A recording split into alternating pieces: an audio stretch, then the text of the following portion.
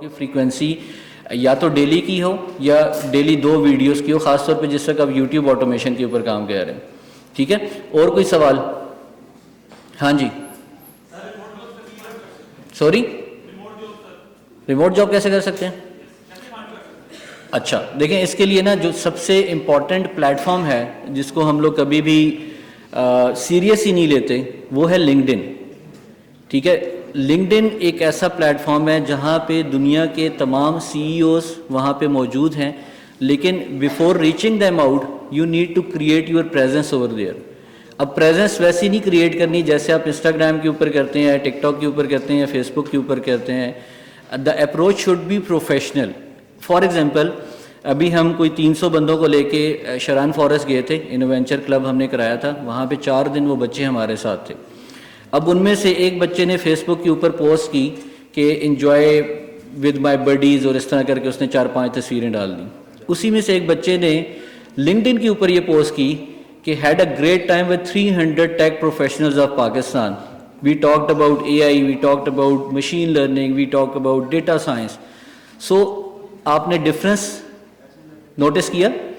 ایک بندہ گیا تھا 300 ٹیک پروفیشنلز کے ساتھ، اس نے کہا had a great time with my buddies, Facebook پہ پوسٹ کیا. اسی کے مقابلے میں ایک بندہ گیا، اس نے کہا کہ میں 300 پاکستان کے ٹاپ نوچ ٹیک ایکسپرٹس کے ساتھ میں نے 4 دن گزارے، ہم نے بہت ساری کنورسیشنز کی، بہت سارے آئیڈیاز ہمیں ملے، بہت ساری پارٹنرشپس ہوئیں، بہت ساری کولیبریشنز ہوئیں.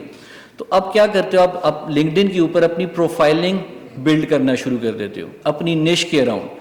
If you are a video editor then you should talk about video editing کہ ویڈیو ایڈیٹنگ میں یہ نیا ٹول آیا ہے، اس کا کیا فائدہ ہے. اچھا پھر جو ریلیونٹ آپ کے کنیکشنز ہیں، اب ویڈیو ایڈیٹر کی ریلیونٹ کنیکشنز ہی بنائے گا نا، وہ کوئی پھول بیچنے والے کے ساتھ تو کنیکشن ریکویسٹ نہیں بھیجے گا.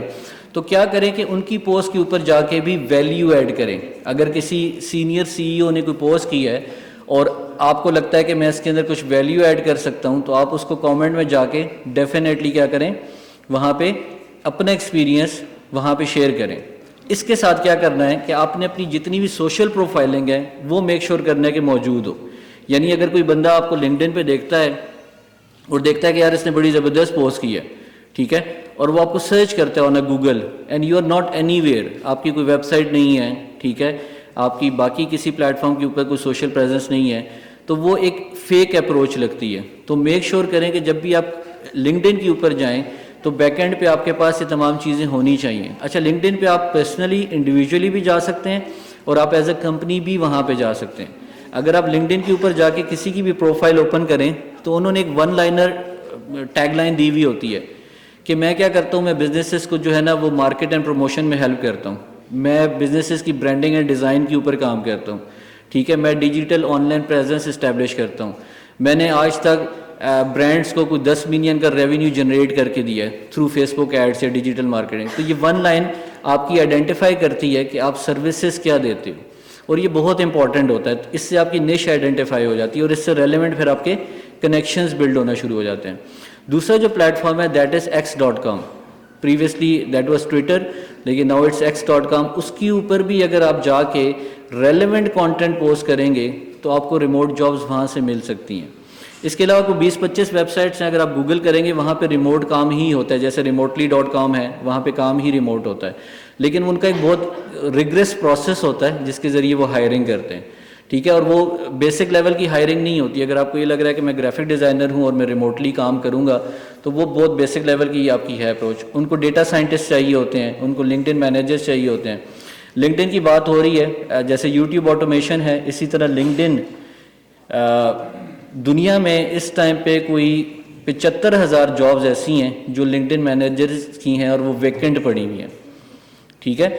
دنیا میں جتنے بھی سی ای اوز ہیں، جتنی بھی مارکیٹنگ فرمز ہیں، ان کے سی ایکس اوز ہیں یا ان کے سی ایم اوز ہیں، ان کے پاس اتنا ٹائم نہیں ہے کہ وہ اپنے لنکڈ ان کو کیا کریں، مینیج کر سکیں، اپڈیٹ کر سکیں. جس نارمل آپ اس کو سمجھ لیں سوشل میڈیا مینجمنٹ کی سروس، لیکن that is on the professional side. تو یہ سارے کے سارے لوگ بیسکلی ایک لنکڈ ان مینیجر ہنٹ کر رہے ہوتے ہیں جو ان کے بہاف پہ لنکڈ ان کو مینیج کرے، لنکڈ ان کے اوپر ان کی فیلڈ سے ریلیونٹ جو ہے وہ کانٹینٹ پوسٹ کرے، ٹھیک ہے.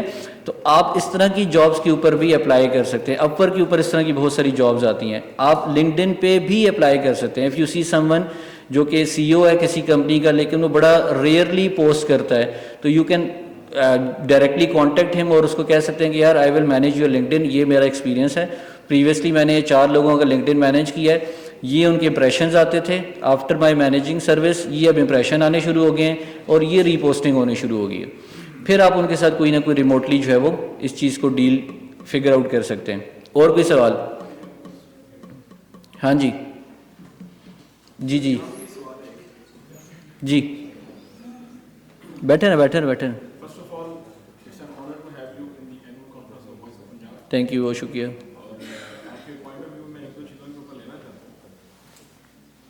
پچھلے 1-2 سال سے ہمارے آئی ٹی کا جو ٹریڈیشنل ایک سروسز اسٹرکچر ہوتا ہے جس میں ڈیزائن ڈیولپمنٹ اس کی جو جاب ڈسکرپشنز ہیں due to the availability of a lot many tools they are evolving, بہت تیزی سے چینجز آ رہی ہیں.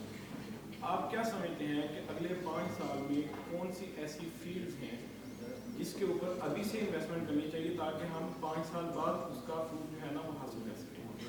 ٹھیک ہے. سیکنڈ, میں آپ کو پوائنٹ آف ویو بہت اہم چیز کے اوپر لینا چاہتا ہوں. ہم بہت سارے بچے کورسز کرتے ہیں, ہم بھی کورسز کرواتے ہیں, لیکن ہم اس میں جو ایک بزنس ایتھکس ہیں, ہمارے بچے فری لانسر بن رہے ہیں, اپورڈ کے اوپر ہیں, فائبر کے اوپر ہیں, اس میں جو ایک پروفیشنل کی ایتھکس ہیں ہم بعض کا اس کو نیگلیکٹ کر جاتے ہیں, جس کی وجہ سے پاکستان کا ایک امیج ہے وہ ڈسٹرب بھی ہو جاتا ہے. اور اس کے ساتھ ساتھ ہم ایک مسلم کنٹری ہیں اور ہماری زیادہ اٹیچمنٹ جو ہے وہ ویسٹ کے ساتھ ہے, اور ویسٹ کی جو جاب کی ریکوائرمنٹس آ رہی ہوتی ہیں, جو ہمیں چیزیں آ رہی ہوتی ہیں, اس میں سم ٹائم ہم ہماری جو شریعہ کمپلائنس ہے اس کے اندر کچھ ایشوز آتے ہیں. تو آپ ان چیزوں کے اوپر کیا پوائنٹ؟ ٹھیک ہو گیا.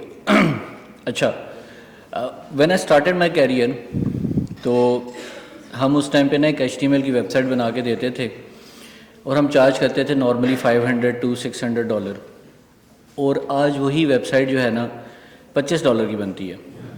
ٹھیک ہے, تو ٹیکنالوجی کی جو فیلڈ ہے it's evolving at a rapid speed, اور جتنی ریپڈلی جتنی تیزی سے اس نے ابھی پچھلے 2 سال میں گرو کیا ہے اتنی زیادہ گروتھ نظر نہیں آئی.